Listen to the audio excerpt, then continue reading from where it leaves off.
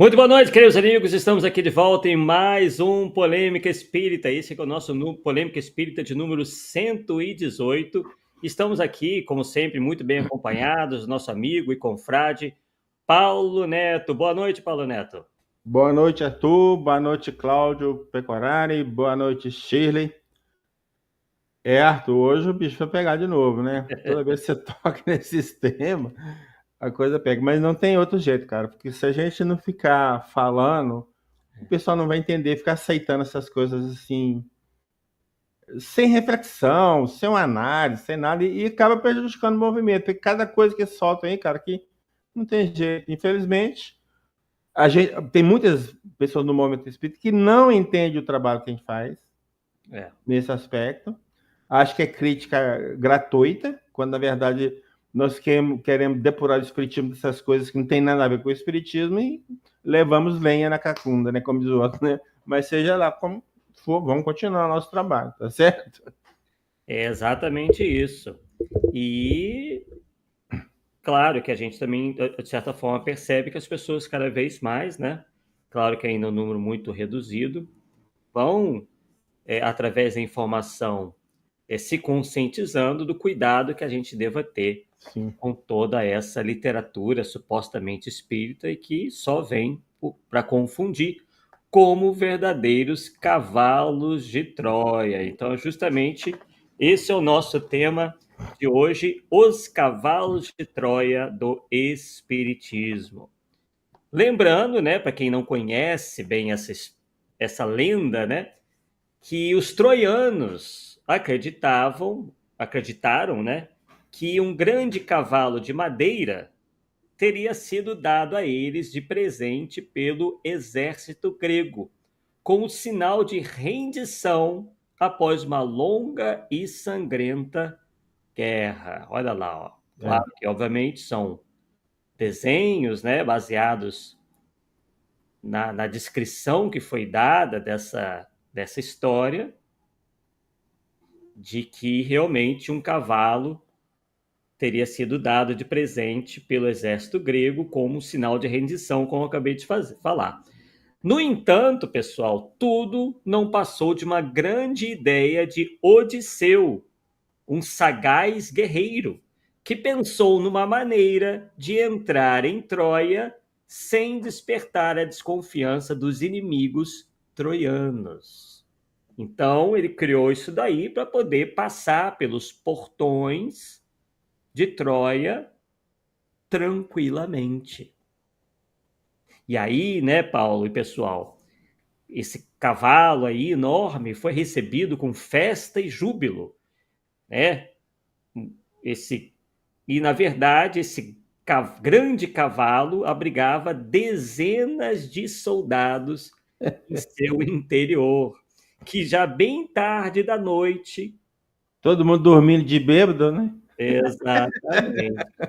Aproveitando-se, né, do cansaço e da ressaca provocada, né, pelos intensos festejos troianos, porque afinal de contas, né, Paulo, estava ali cessada a guerra. É como se a guerra tivesse terminado e os gregos estavam ali demonstrando a sua rendição. Então, todo mundo baixou a guarda. E aí, como você bem falou, né, todo mundo lá em festa e durante a noite, os soldados que estavam dentro do cavalo saíram do esconderijo, abriram os portões da cidade para os soldados que ficaram do lado de fora, que eram milhares, e aí tomaram a cidade, logo depois saqueando-a e incendiando-a. Então veja um descuido por parte dos troianos, que baixaram a guarda, achando que aquilo era um presente, e, na verdade, eles estavam assinando a própria sentença de morte. Então, é por isso que nós escolhemos, né, essa temática para que ficasse essa imagem para a gente. Porque nada muito diferente dessa conhecida história tem ocorrido com o movimento espírita praticamente desde que o espiritismo deu na França seus primeiros passos. Então, inicialmente, o espiritismo, como a gente sabe, né? O movimento espírita, quando fala o espiritismo aqui é o movimento, né? Teve de lutar contra seus inimigos externos. Nós vimos bem isso, né? Principalmente no livro que é o Espiritismo. Os materialistas, e também na revista Espírita, né? Os materialistas, os chefes da igreja, os céticos em geral, todos interessados em destruí-lo ou por vê-lo como uma ameaça aos seus interesses de domínio e poder, ou por mero escárnio e aversão à reforma ético-moral que a mensagem espírita traz, desde o princípio, em sua filosofia. Então, no entanto, a maior luta que o espiritismo teve e tem travado tem sido contra seus inimigos internos, ou seja, aqueles que dizem ocupar suas fileiras, mas que, na verdade, tais quais os gregos, nada mais intentam, conscientemente ou não, que destruí-lo. E aí a gente vai começar a ver quem são esses inimigos internos do espiritismo.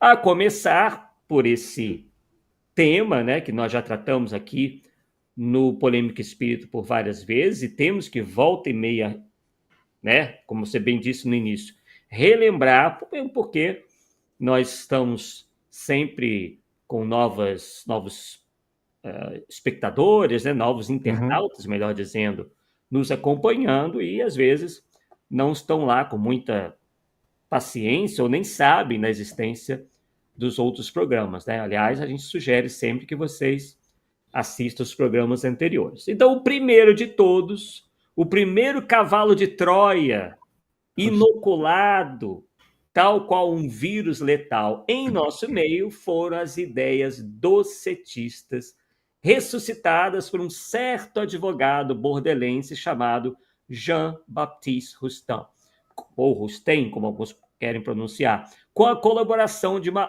única médium chamada Emily Collignon. E o mais grave, vocês já estão vendo aí logo de cara, que essa obra chegou ao Brasil e é até hoje reverenciada pelo principal órgão, né? Ou pelo menos o maior, não digo principal, mas o maior, que é a Federação Espírita Brasileira. Vocês estão vendo aqui, ó, o selo grandão da FEB, né? Rustem ali do lado, o autor sendo mencionado, o autor físico, né? Ele que pegou todas aquelas mensagens. E vejam aqui embaixo, ó, revelação da revelação. Arthur, Sim.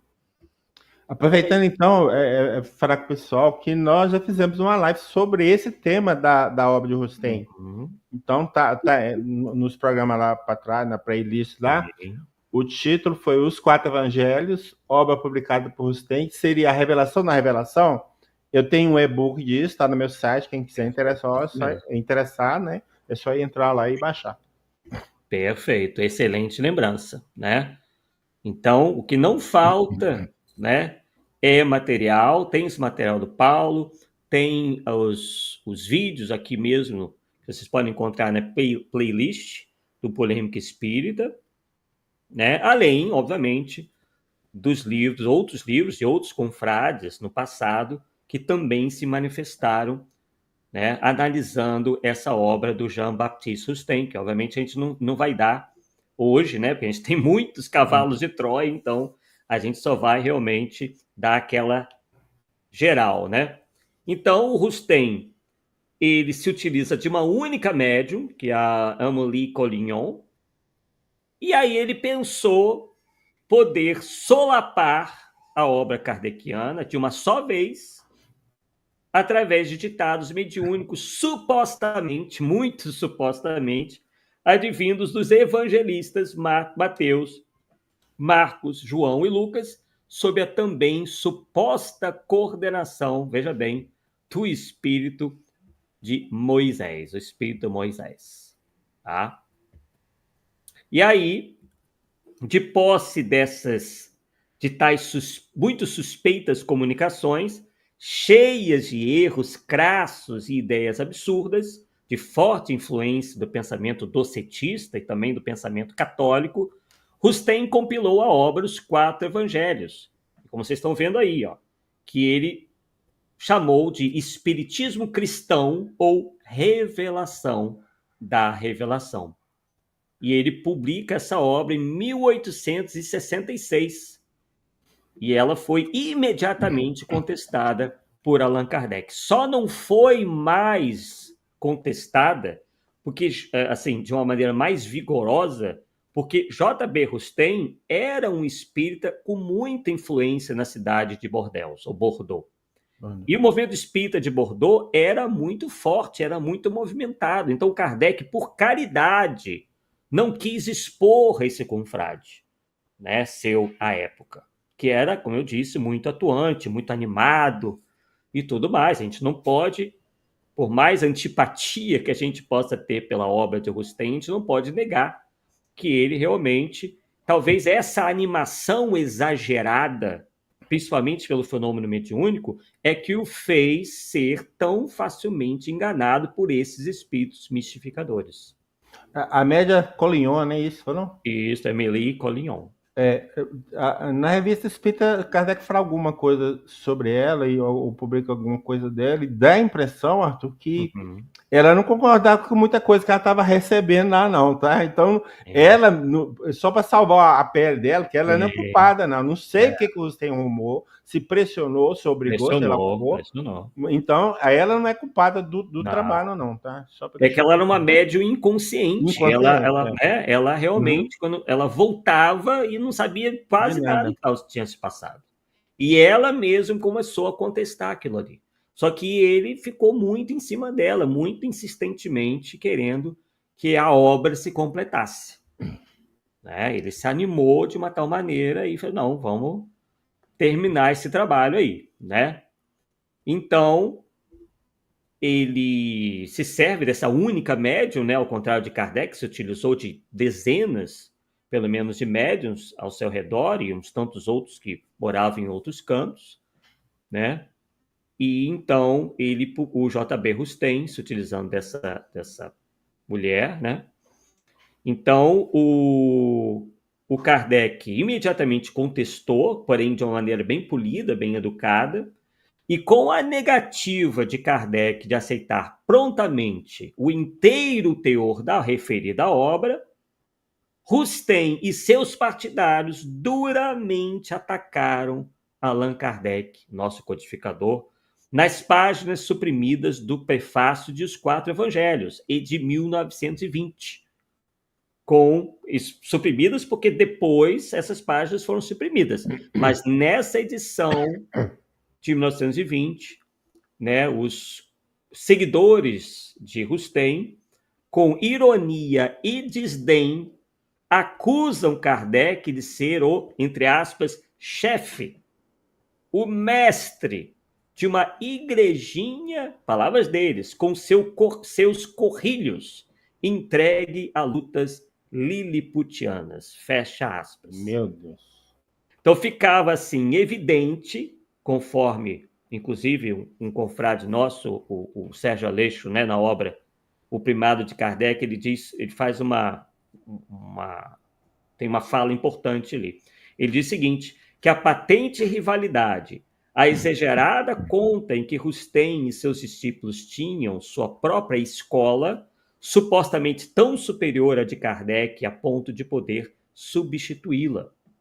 Naquela época, o cisma rustenista era confesso.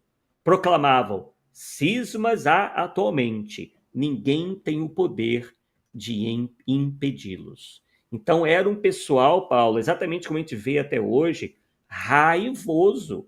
Sim. Quem dissesse uma única vírgula contrária ao que constava e que consta nas obras de Rustem, eles iam com tudo, mesmo que fosse para, né, falar mal, né, de Allan Kardec, chamando de metido a chefe, de metido a papa, enfim, com essas ironias todas, né? E aí, vamos seguir aqui, ó, e vamos ver como é que isso está nos dias de hoje, né? Como é que isso evoluiu, digamos assim, né? Então, nos dias de hoje, as ideias sustenistas, apesar da pouca vendagem e penetração da sua obra, né? Dessa obra aí, os 4 evangelhos, estão presentes em obras editadas até hoje pela Federação Espírita Brasileira. Nós sabemos que a obrigatoriedade de estudar e divulgar Rustem, né, está fora, hoje em dia, dos estatutos da FEB, mas muito pouco adiantou, porque essas obras continuam aí sendo vendidas e dizem que até hoje, lá dentro da FEB, eles estudam Kardec, estudam Rustem junto com Kardec, enfim, sem o menor problema, digamos assim, né? Então, aí estão, né, alguns exemplos dessas obras editadas pela FEB, tais como nós conhecemos bem o livro Brasil, Coração do Mundo, Pátria do Evangelho, que tem lá muita coisa do rustanismo, inclusive a menção a Rustem como sendo um daqueles que iriam assessorar, né, Allan Kardec.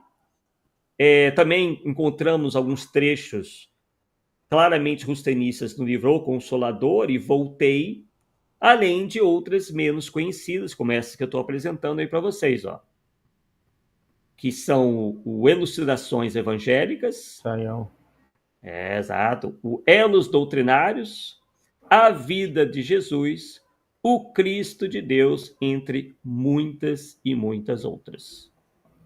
E aí, como nós vimos nos vídeos anteriores, o conjunto de teses antidoutrinárias defendidas pelo rustanguismo ou rustenismo inclui, por exemplo, a crença... Deixa eu ver se eu cheguei eu cheguei sem colocar. Ó. Vamos lá. Isso é bom. Então, temos lá, ó, a crença que Jesus teria revestido um corpo fluídico e nascido de uma virgem, tornada grávida apenas aparentemente. Quer dizer, tudo em relação ao nascimento de Jesus, por exemplo, teria sido apenas teria sido uma farsa, na realidade, né? Porque Maria não teria dado à luz a uma criança com corpo normal, digamos assim, né? Físico, e sim a uma espécie de boneco fluídico, e isso também, de certa forma, salvaguardaria o dogma da virgindade de Maria, que é da Igreja Católica. Inclusive, assim, quem tem a oportunidade de ler a obra de Rustem vai perceber que essa tintura do teologia católica está lá. E ele faz elogio à Igreja Católica lá no meio da obra dele. Exato. Tá? Ele diz que o Papa é uma espécie de pai de todos nós. Tipo né? assim, todo mundo, nós vamos ter que referenciar o Papa. Ai, meu Deus. Que nos fins dos tempos o Papa vai ser o que vai liderar tudo. Enfim, né?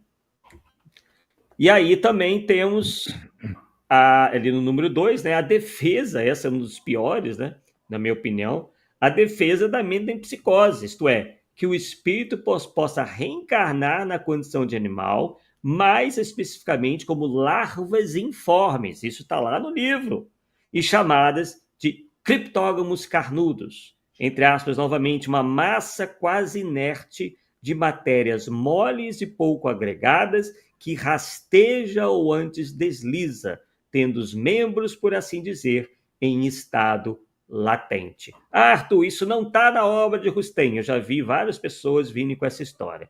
Mas está lá sim, está lá no primeiro volume, número 57, item número 57 a 59, nas páginas 307 a 313. Se não me engano, aí eu fiquei na dúvida, se é um artigo ou se é num livro do Herculano Pires, que ele desce a lenha dessa aqui. É no livro, O Verbo e a Carne. Então ele fala, o próprio Herculano Pires. Sim, Herculano Pires foi um dos que mais combateram essa ideia. Tem vários outros confrades, né? E número 3 ali, a antidoutrinária tese de que a encarnação humana não é uma necessidade, é um castigo. Quer dizer, algo completamente contrário ao que diz o Espiritismo. Reencarnação é uma necessidade, sem ela não há progresso. E aí continua, em princípio é apenas consequente a primeira falta, aquela que deu causa à queda. Quer dizer, só encarna ou reencarna o espírito que faliu. Eu não sei bem como que é essa história, Porque né? se a gente foi criado puro e falimos, então nós não estamos puros. Teve um defeito de fabricação. Exatamente. Se você é inferior e faliu, tá, entendeu? Tá no mesmo nível, tem problema. Mas como você vai cair, cara? Não tem como. Não faz o menor sentido isso daí. Sob a luz do Espiritismo, pode fazer até certo sentido para os sustanistas. Agora, a luz do Espiritismo, conforme aquilo que nós aprendemos, não faz o menor sentido, né? O Telvi Costa dizendo aqui, coincidentemente, hoje à tarde vi na livraria de determinado centro espírita da minha cidade uma nova edição do Elucidações Evangélicas. Olha lá, viu? A Federação Espírita Brasileira continua, inclusive dando capas novas, né? Fazendo capas novas, continua, e não adianta nada ter retirado do estatuto. O mercado, o mercado editorial dele, por eles administrado, continua aí publicando essas obras, né? Continua publicando essas obras. Bem, então vamos lá. Claro que foi apenas uma pincelada, mas a gente pode, né, encarar realmente o Rustem como esse primeiro cavalo de Troia, né? Então, basicamente é isso, né, em relação a Rustem. Em relação à FEB, a gente sabe que vindo para o Brasil, né, o Espiritismo encontrou aqui os diretores ou os indivíduos que mais tarde iriam fundar a Federação Espírita Brasileira e que foram muito receptivos com essa obra, né? Afinal de contas, eram, em sua maioria, católicos. E logo a FEB, né, que se intitula Representante Mor do Espiritismo no Brasil, foi a que introduziu no movimento espírita brasileiro essa obra que representa, por razões óbvias, o primeiro cisma do movimento espírita. Não só introduziu, como ao longo dos anos vem lhe dando guarida em detrimento da codificação espírita. Então, a obra em questão pode ser tudo, pode ser espiritualista, pode ser, enfim, mas não é espírita. Né? Então, é um grande contrassenso que uma federação que se diga espírita publique uma obra que nada tem a ver com o espiritismo. Né? Até, claro, como toda obra espiritualista, vai acreditar em comunicabilidade dos espíritos, na reencarnação, nisso ou naquilo, mas com pontos em completa convergência, de pontos sem a menor convergência, né? Coisa que não dá para aceitar, como vocês estão vendo aí. Né? Então, se essa obra foi publicada quando ainda o Espiritismo estava para ser concluído, porque Kardec ainda não havia nem publicado, Paulo, a Gênese, né, com que ele fechou a codificação da doutrina, né? Uhum. Por que os espíritos que aditaram a Rustem, através da médium Collignon, não ditaram, então, para Kardec? Direto. Não, e outra coisa, se a terceira revelação, dita terceira revelação, não estava nem conhecida, vamos dizer assim, como é que vem a quarta? Quarta, exatamente. Não tem lógica, cara. Sinto muito. Algo que nunca aconteceu, né? Porque entre uma revelação e outra se passaram milhares de anos, né? E ele fala, né, na obra, que ele foi assistido numa parte lá pelos supostos autores dos evangelhos. Supostos. Porque hoje só Deus sabe quem escreveu os evangelhos. Então já começa dentro da visão atual, já perde por aí também, né? Exato. E espíritos foram esses que se passaram pelos apóstolos para influenciar, para escrever isso aí. Pelos evangelistas. Marcos, Lucas. Exatamente. Né? E aí acabou saindo ali, toda vez que a gente transfere para o StreamYard, né, dá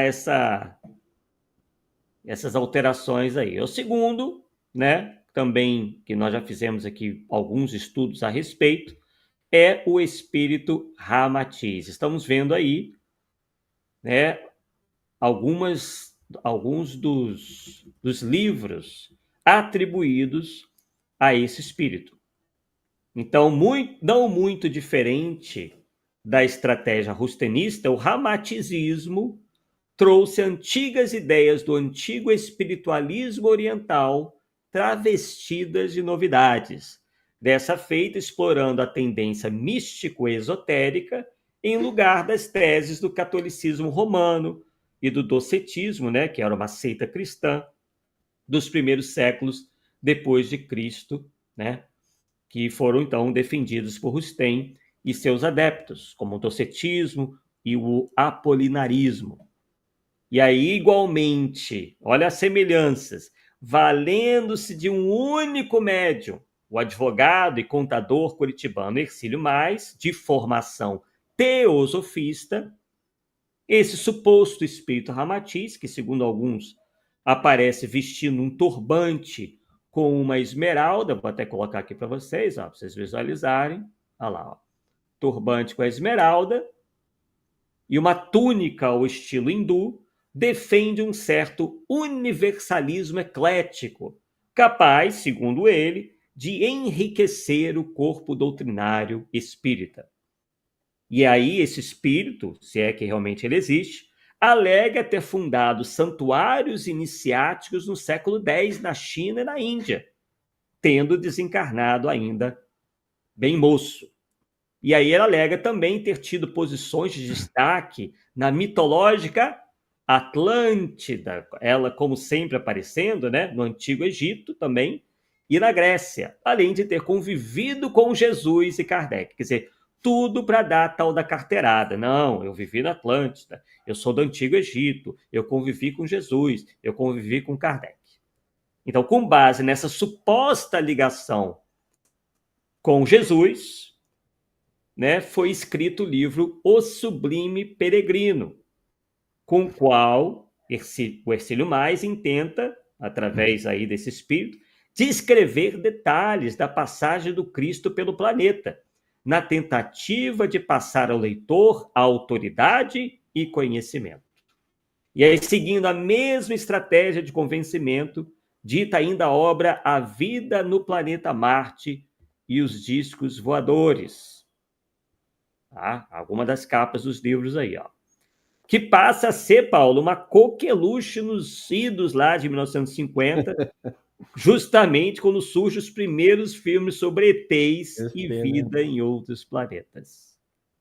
E aí o seu minucioso relato sobre a vida e a topografia marciana, no entanto, sofre um duro abalo, já que, décadas depois, sondas não tripuladas chegam ao planeta e descrevem uma paisagem inteiramente diferente daquela constante na tal obra Vida no Planeta Marte e os Discos Voadores. Então, embora não se intitule espírita, Ramatiz procura incutir ao leitor a noção de que se encontra acima daquilo que chama de rótulos e convenções humanas, ao mesmo tempo que seus ditados, estranhamente, se destinam quase que exclusivamente ao leitor espírita. Tanto é que quando a gente vai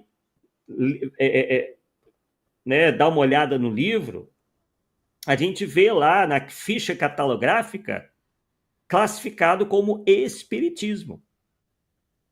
Tá? Então, a gente vê que são obras voltadas para o meio espírita. E aí, ousadamente, o Ramatiz chega a afirmar que o espiritismo naufragará, igual o Titanic, caso seus adeptos relutem em aceitar os elevados princípios e ensinos do espiritualismo oriental. Tipo assim, ou vocês aceitam o que diz o ocultismo, o hinduísmo, a teosofia, o rosacrucianismo, ou o movimento espírita vai acabar. E aí, por conta disso, os centros ramatizistas, boa parte ostentando o nome espírita em suas fachadas, veiculam conceitos e práticas estranhas ao espiritismo embora digam seguir Kardec, além de Jesus, e, claro, o próprio Ramatiz, alçado à condição de última palavra em termos de revelação espiritual.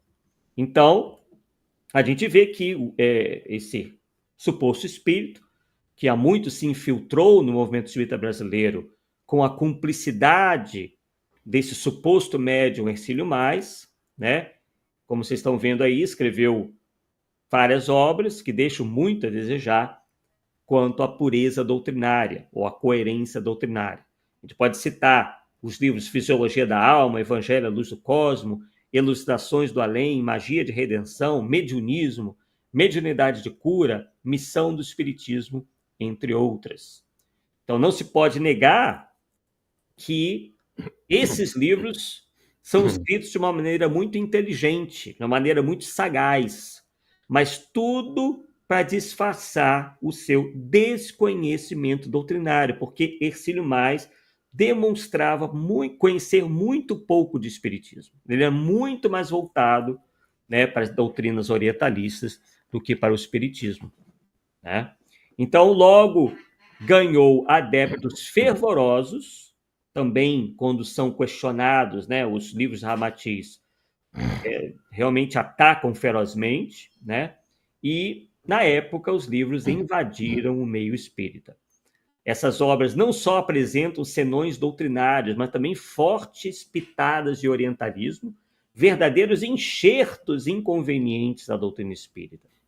Mas, sagaz como né, o Hercílio Mais, barra Ramatiz, não deixa de expressar aqui e ali pensamentos bem razoáveis, com pretensão estudada, quer dizer, tem uma pretensão estudada de confundir o público leigo, que é a maioria, né? Porque a grande maioria não conhece o espiritismo em profundidade. São apenas, de certa maneira, simpatizantes. Então, desde a sua estreia no movimento espírita nacional, a crítica o tem sob sua mira. Mas a coisa ficou feia mesmo foi quando veio a lume, como eu já falei, né, o Vida no Planeta Marte, em que ele foi longe demais e desvelou suas fantasias.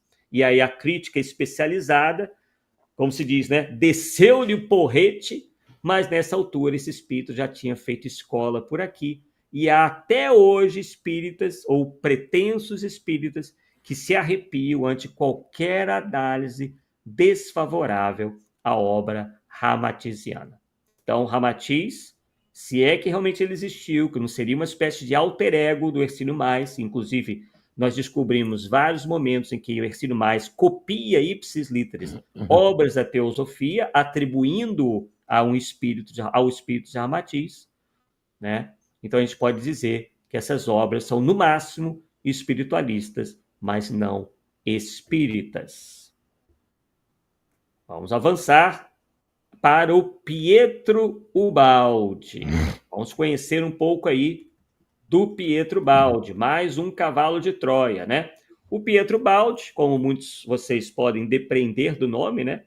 Nasceu na Itália e acabou, graças a alguns mecenas, quer dizer, pessoas com grande potencial aí financeiro, né? Radicando-se no Brasil. Quer dizer, o pessoal chamou ele para vir morar no Brasil e prometeram, olha, não, a gente te banca lá, fica tranquilo, pode vir tranquilo.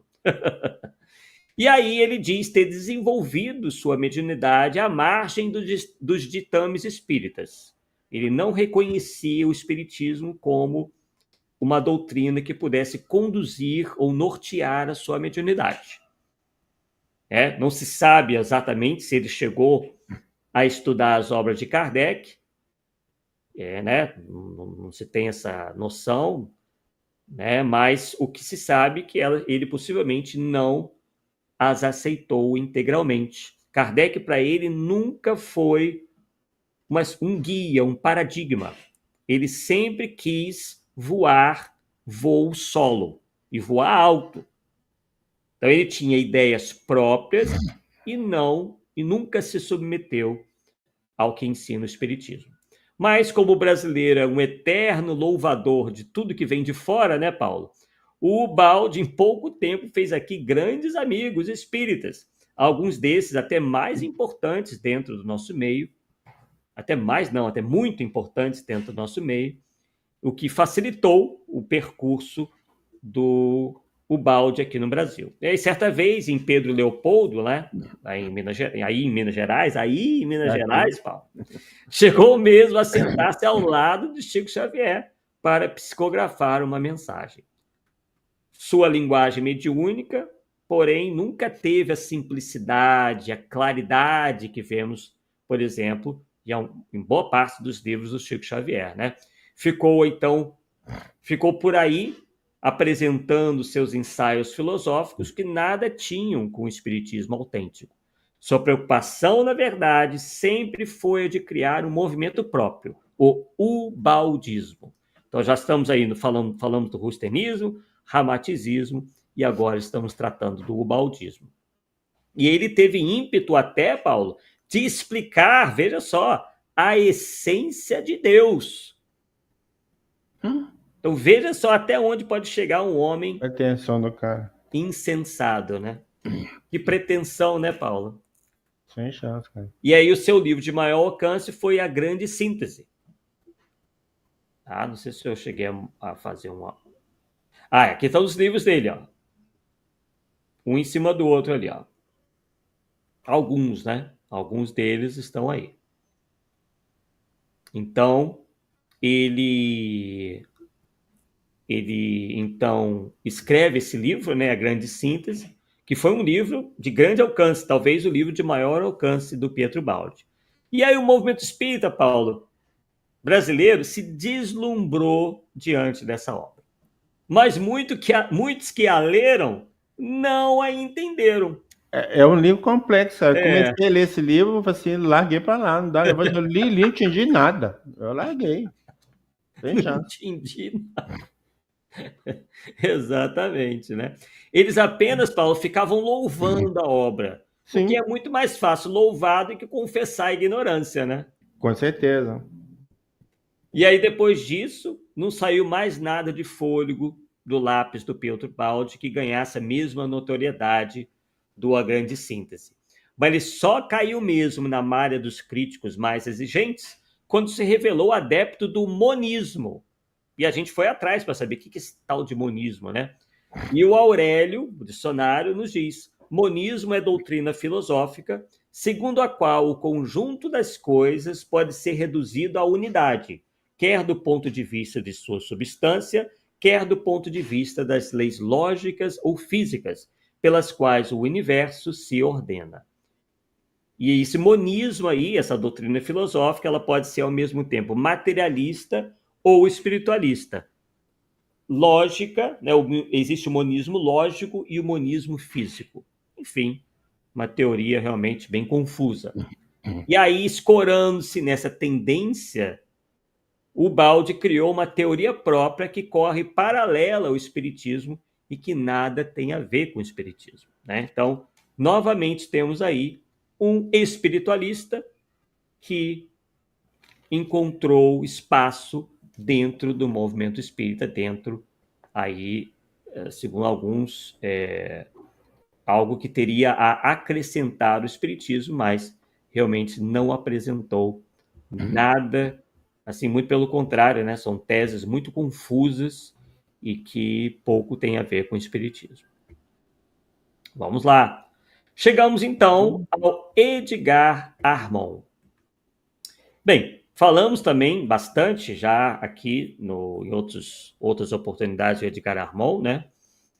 Ele também era chamado de comandante Edgar Armand, né? Porque ele foi oficial da Força Pública do Estado de São Paulo, hoje denominada Polícia Militar.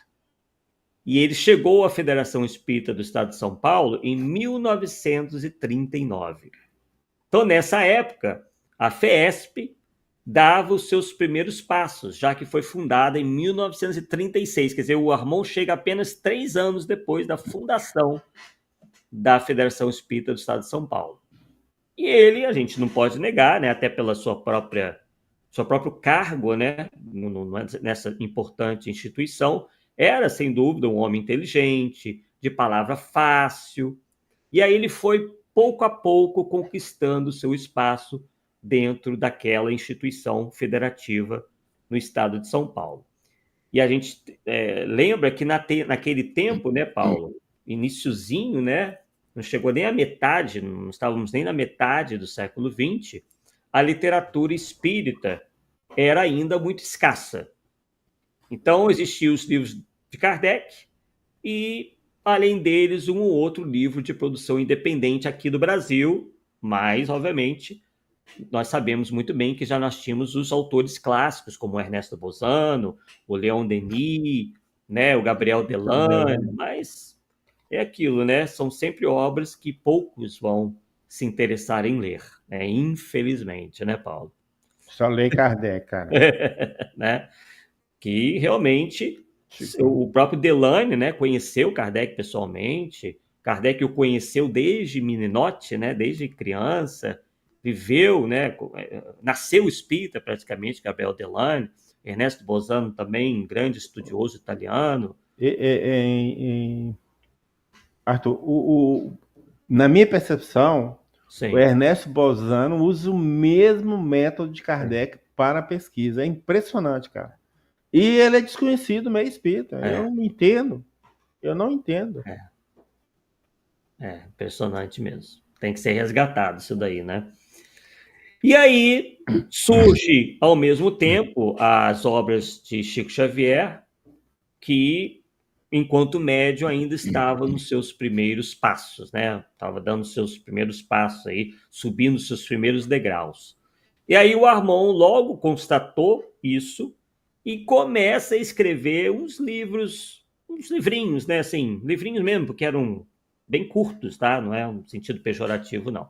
Uns livros mais simples, né? Curtos, né? Próprios para os iniciantes à doutrina espírita, né? Então, hoje a gente sabe que a inspiração dos cursos de espiritismo, que até hoje estão em pleno vigor em algumas federativas, até na própria Federação Espírita de São Paulo, acho que ainda existe, nasceu desses livrinhos do Armon, né? Desses livros curtinhos dele. Cursos esses que estão em todos os quadrantes do movimento espírita brasileiro e, quiçá, até do exterior. E aí o comandante Armon chegou, então, devido a esse trabalho todo, à diretoria da FESP. E aí, enquanto secretário-geral, ele organizou a Escola de Médiuns, veja só, Escola de Médiuns, e a Escola de Aprendizes do Evangelho. Hoje, essas escolas acolhem mais de 5.000 alunos. E criou também o passe padronizado, que até hoje causa muita polêmica, porque, eu acho que, no meu ponto de vista e no ponto de vista de muita gente, né, passou a ser uma espécie de ritual muito distante da prática espontânea e intuitiva que foi exemplificada por Jesus. Quer dizer, de uma mera imposição de mãos, como foi ensinado por Jesus, e até mesmo pelos magnetizadores, né, na época de Kardec, se começou toda aquela gesticulação exagerada, passe assim, passe assado, e, enfim, quem instituiu isso foi o Edgar Armon. Sim, pode falar, Paulo. Eu conheci uma casa que tinha o método de Edgar Armon. Primeira coisa, todo mundo que entrava tinha que tomar passe. A primeira coisa para você entrar no salão, você passava passado de passe. Segundo, homens do lado, mulher do outro. Isso aí. Terceiro, fecha a porta. Você chegou 7h05, você fica do lado de porta para guardar outra reunião na semana que vem. Não dá, cara. Era um rigor todo militar. Parece que esse lado dele aí sobressaiu, cara. Não deu. Não deu para aguentar muito tempo, não. Eu vi lá e, sinceramente, não gostei, não. É bem assim mesmo. Bem assim mesmo, né? E a bibliografia de Armon compõe-se, né, no total, de 25 obras. Tá? E as que fizeram mais sucesso foram Passes e Irradiações, tá ali, ó, no canto superior esquerdo dessa imagem, e Os Exilados da Capela. Então, foi ele também que trouxe para o nosso meio, Paulo, a cromoterapia, que nada tem a ver com o espiritismo, mas que hoje está espalhada graças a um opúsculo escrito por ele e publicado pela editora Aliança. Então, a gente deve ao Armon essa enxertia. E aí, em maio de 1944, o comandante Armon fundou o jornal O Semeador, órgão doutrinário da FESP. Apoiado por um grupo de amigos, ele fundou ainda a instituição espírita O Lar do Amor Cristão, em São Paulo, e foi um dos signatários da ata de fundação da USE, União das Sociedades Espíritas do Estado de São Paulo. Então, Paulo, é o seguinte, ele é um homem que realmente sabia liderar, é um militar, afinal de contas, e já estava aposentado, né, Paulo? Então, tempo não lhe faltava, né? Tempo e disposição, né? E essa liderança toda, essa capacidade de liderar pessoas. E aí, além da comoterapia e do passe padronizado, que ainda hoje causam esses debates, discussões no meio espírita, e que certamente serão questionados, já são questionados ainda hoje, né?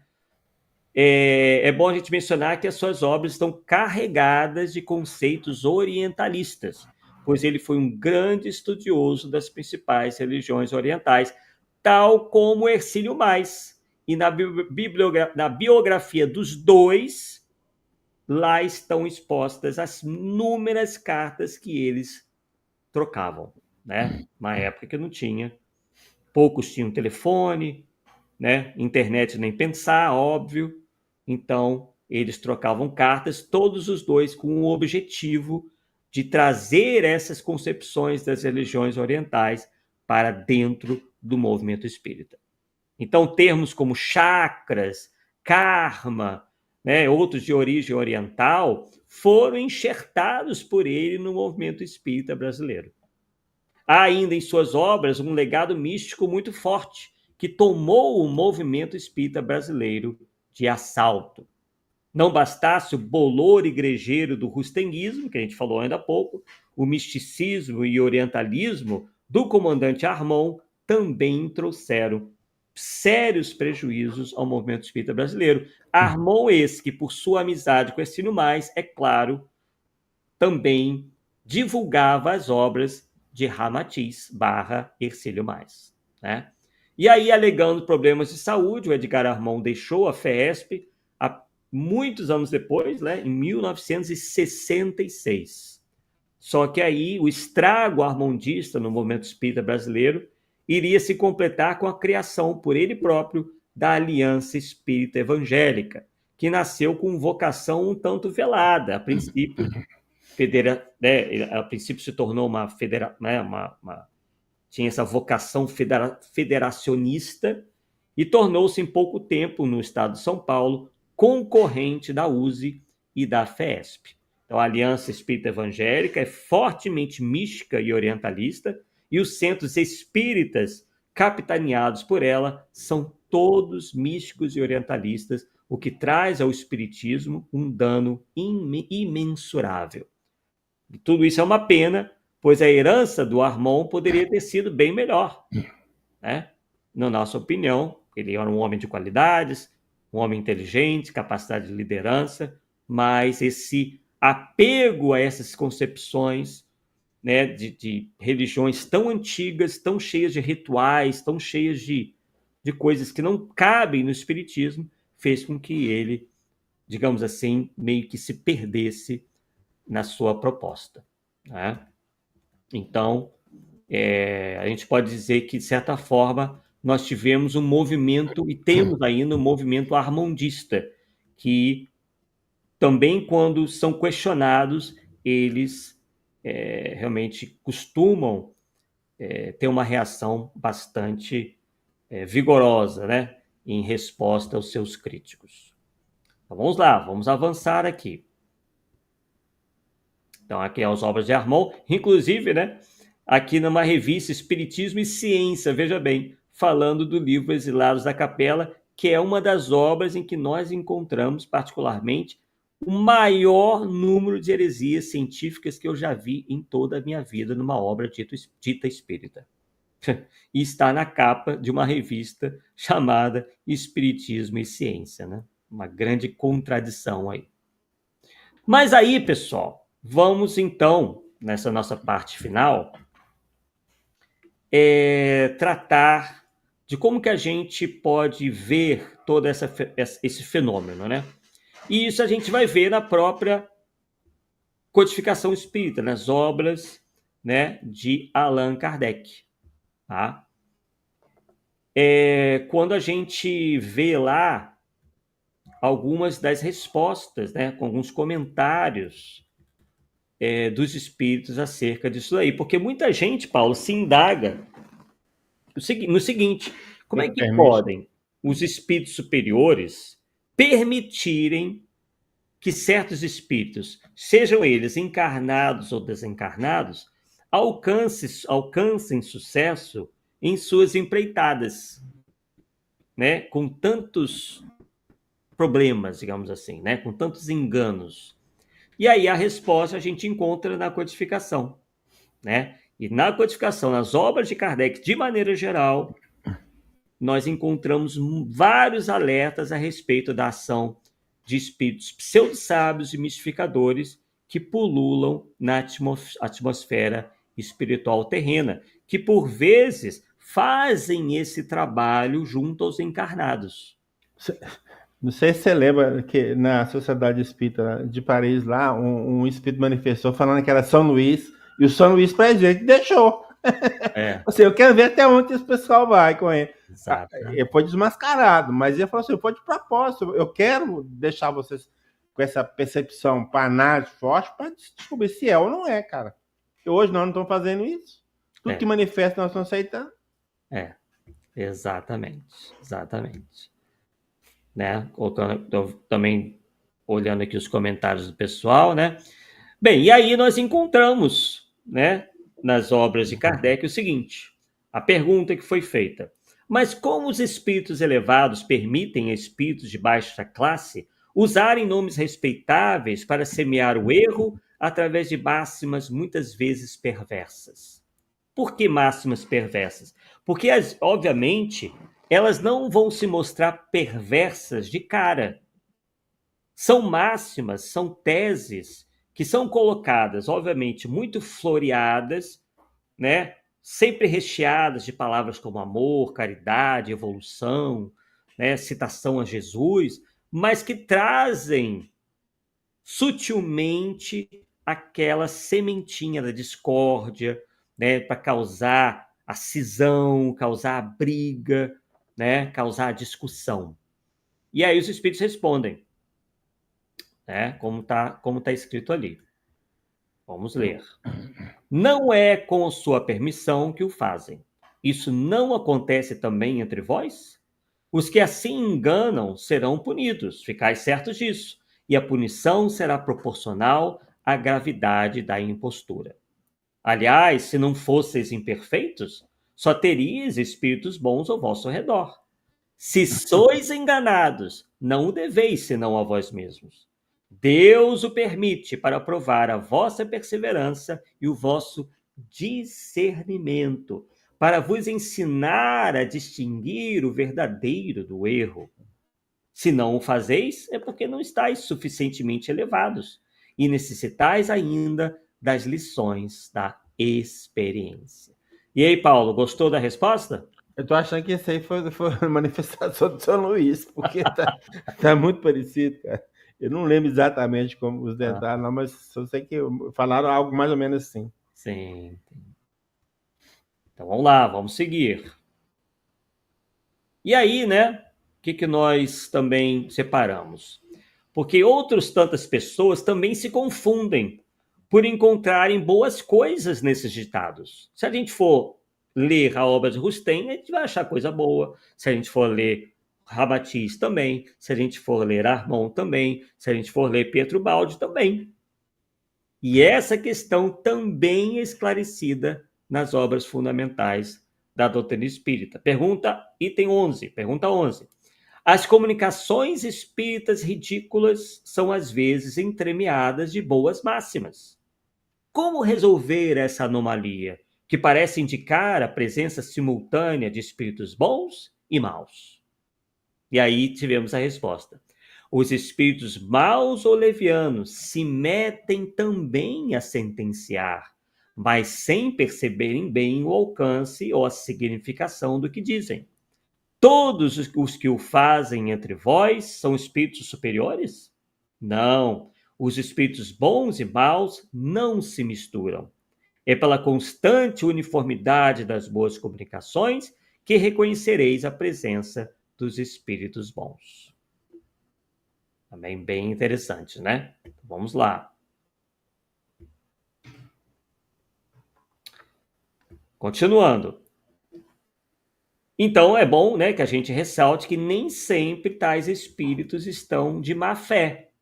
Isso está nessa resposta aí dos espíritos. A seguinte pergunta: os espíritos que induzem ao erro estão sempre conscientes do que fazem? E a resposta: não. Há espíritos bons, mas ignorantes. Podem enganar-se de boa fé.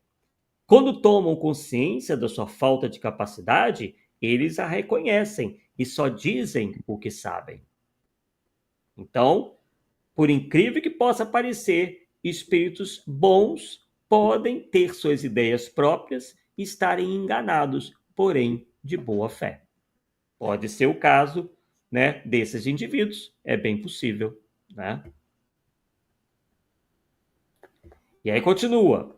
Espíritos orgulhosos, né? Então, antes da gente ler, a gente pode dizer que foi o Erasto que nos trouxe o alerta mais direto sobre a ação dessa classe de espíritos em 1862, na cidade de Bordeaux, justamente, Paulo, onde residia Jean-Baptiste Rustin, né? E aí ele fala sobre os falsos profetas da erraticidade, dizendo: espíritos orgulhosos que, aparentando amor e caridade, semeiam a desunião, exatamente, porque todos esses cismas, todos esses autores, simplesmente só provocaram desunião em nosso meio. E retardam a obra de emancipação da humanidade, lançando-lhes, através seus sistemas absurdos, depois de terem feito que seus médiuns os aceitem. E, para melhor fascinarem aqueles a quem desejam iludir, para darem mais peso às suas teorias, olha o caso do Rustin, ó, se apropriam sem escrúpulos de nomes que só com muito respeito os homens pronunciam. São eles que espalham o fermento dos antagonismos entre os grupos, que os impelem a isolarem-se uns dos outros, a olharem-se com prevenção. E é exatamente isso que aconteceu com o rustanismo. Eles começaram a atacar aqueles que eles chamavam de kardecistas, atacaram até o próprio codificador. No movimento ramatizista, a mesma coisa. Todos aqueles que não aceitam o ramatiz são xingados de ex-inquisidores, né, reencarnados pelas próprias lideranças ramatizistas. Isso não é um ou outro, não. A gente está pegando as principais lideranças ramatizistas. O próprio Edgar Armand e o próprio Hercílio Mais, em suas cartas, chamavam todos aqueles que não aceitavam essas ideias dos piores nomes possíveis, né, de inquisidores do passado, né, para pior. Né? Então é isso aí, ó. São eles que espalham o fermento dos antagonismos entre os grupos, que os impelem a isolarem-se uns dos outros, a olharem-se com prevenção. Isso por si só bastaria para os desmascarar, pois procedendo assim são os primeiros a dar o mais formal desmentido às suas pretensões. Cegos, portanto, são os homens que se deixam cair em tão grosseiro embuste. E aí temos a mensagem final, né, do Erasto dizendo: é incontestável que, submetendo ao crivo da razão, da lógica, todos os dados e todas as comunicações dos espíritos, fácil se torna rejeitar a absurdidade e o erro. Pode um médium ser fascinado, pode um grupo ser iludido, mas a verificação severa a que procedam os outros grupos, a ciência adquirida, a elevada autoridade moral dos diretores de grupos, as comunicações que os principais médiuns venham a receber, com um cunho de lógica, de autenticidade dos melhores espíritos, rapidamente condenarão esses ditados mentirosos e astuciosos, que emanam de uma turba de espíritos mistificadores ou maus. Então, a gente conclui nos perguntando onde estão os falsos profetas, por exemplo, da erraticidade, né? Já que tudo quanto é ditado, escrito por via mediúnica, é aceito prontamente pelo movimento espírita, como sendo advindo da espiritualidade superior, sem qualquer análise e critério, e logo encaminhadas para publicação. E encaminhadas facilmente, né, Paulo? São publicadas facilmente isso daí, né, Paulo? Quando não é, eu crio minha editora e publico. Exatamente. É ou não é? Exatamente. É bem Então, isso. nós temos duas coisas que a gente faz sem perceber. Uhum. Endeusar o médium ou o próprio espírito assinante. Que aí não pode nem ter certeza que é aquele mesmo, né? Então, o médium tal, tudo que vem dele aceita. Ou tudo que vem com o nome de um espírito X ou Y, sei lá, todo aceita. Então, esse é o mal. Não fazemos o que a Erasmo está recomendando, é a análise crítica do que vem. Não importa o nome que tem, nem que médico que veio. Tem que criticar o conteúdo. Se não tiver de acordo com a moral, com o conhecimento e dentro dos princípios que Kardec já passou, meu amigo, lata de lixo. Sinto muito. Exatamente. E a outra pergunta, por que a aceitação pura e simples de qualquer mensagem, sendo que a gente sabe que no mundo dos espíritos, tanto os bons quanto os maus podem se comunicar? Então, ou nós seguimos o critério kardeciano de análise das mensagens, seguido de um retorno à divulgação e estudo sério e rigoroso do espiritismo, ou então a gente vai continuar a testemunhar a entrada dos cavalos de Troia através dos nossos muros, né? Em que eles se aproveitam da nossa incúria, da nossa ingenuidade, né? E muitos que, mesmo sabendo do perigo iminente, fecham os olhos, confiando unicamente naquilo que chamam de providência divina, esquecendo-se das responsabilidades a nós confiadas. Né? Fica todo mundo dizendo, não é possível que esse médium vai ser obsidiado, não é possível que o nosso grupo mediúnico vai ser fascinado, porque nós temos a proteção dos amigos espirituais. A gente até tem, só que até determinado ponto, eles não vão interferir no nosso livre-arbítrio. Se a gente cai numa enrascada como essa, foi pela nossa incúria, pela nossa preguiça de estudar, pelo nosso orgulho, pela nossa vaidade, porque ninguém admite estar fascinado, ninguém admite errar. Falta humildade, né, na maioria de nós. Então, cabe a nós, que queremos ser espíritas verdadeiros, né, que nós cuidemos para que o movimento espírita não se desvie pelas sendas do erro e da divisão, tal como aconteceu com o cristianismo, hoje tornado essa autêntica colcha de retalhos. O espiritismo é um só, aquele contido, né, no seu bojo principal nas obras de Kardec, sem enxertias e adulterações, tal qual um todo monolítico e capaz de responder às mais graves questões espirituais por ainda muito, muito tempo. Cabendo, né, Paulo, como a gente sempre diz, que a gente prossiga com as pesquisas, né, para que o espiritismo continue avançando, né? Porque obviamente que novos conhecimentos, só que conhecimentos têm que ser sólidos, né, e não loucuras, né, possam cada vez mais serem agregados ao conhecimento espírita, né? Mas obviamente com todo cuidado, porque o que não falta por aí são pessoas que acham que qualquer novidade, qualquer loucura de suas cabeças, né, pode ser considerado como autenticamente espírita. Então, da minha parte, está encerrado o estudo de hoje. Paulo Neto, as suas considerações.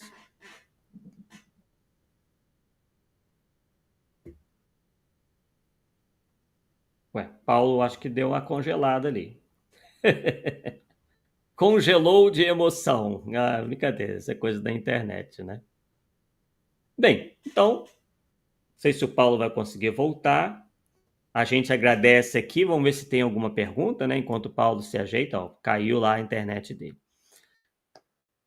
Esse comentário do Telvi Costa, nosso querido Telvi Costa, ele não apareceu todo, né? Porque foi uma mensagem um pouco mais longa. Ele diz o seguinte: entre os poucos fãs de Pietro Baldi que conheci, nunca encontrei um único que me dissesse que havia compreendido inteiramente a obra do médium italiano. Todos o admiravam, mas nenhum o compreendia. Exatamente. Deixa eu ver aqui mais comentários do pessoal. A maioria já coloquei, né? O Telvi Costa já tinha dito, né, que a FEB continua editando livros sustenistas, o que demonstra que a assim chamada Casa Máter do Espiritismo no Brasil tem mais compromisso com Rustem do que com Kardec, né? Tanto é que, se eles apoiam uma obra que é tida como revelação da revelação, ou a quarta revelação, então, obviamente, que eles concordam com isso. E se concordam, então Rustem, como disse bem o Telvi, está num patamar acima, né, do de Kardec, por incrível que pareça, né? Deixa eu ver aqui mais. Carlos Alberto Santos dizendo o seguinte: infelizmente conheço uma pessoa, é dirigente de uma casa espírita aqui na cidade que eu moro, não frequento mais a casa. Ele enxerta tanta ideia na casa espírita que a maior parte foi embora da casa, olha aí. Né? Isso é tudo, pessoal, é vaidade. São pessoas que se acham realmente na competência, né, de querer consertar, eu não sei o que se passa na cabeça dessas pessoas, né, o espiritismo. Realmente é muito triste quando isso acontece, né? Deixa eu ver aqui mais comentários. Telvi Costa dizendo, mais um estudo bastante elucidativo. Obrigado, Arthur e Paulo. Nós que agradecemos, Telvi. Queremos você aqui de volta em breve, viu? Que eu sei que tem estudos aí seus que o nosso público aqui deseja conhecer. Carlos Alberto Santos, infelizmente, não... era sobre aquele mesmo caso, né? Não ouviu os amigos mais próximos, ele sempre se achou aí, ó. Nem sabia disso aí, né? Dono da verdade. Infelizmente, são indivíduos vaidosos, orgulhosos e possivelmente fascinados, né? Infelizmente, né? A gente se penaliza com casos como esse. Bem, pessoal, Paulo deve ter tido realmente algum probleminha lá, mais sério, né, na internet dele, a gente sabe que isso acontece. Vamos, então, encerrando os nossos estudos de hoje, 1h08, né, então um estudo bem enxuto aí para vocês poderem aí compartilhar, né, com os amigos do centro, com os confrades, enfim, todos aqueles que vocês acham que poderiam, né, aprender alguma coisa com o estudo de hoje, tá bom? Então agradecemos a vocês mais uma vez e daqui a 2 quartas-feiras estaremos de volta em mais um Polêmica Espírita. Tenham aí uma boa noite de descanso e até a próxima, pessoal. Tchau, tchau.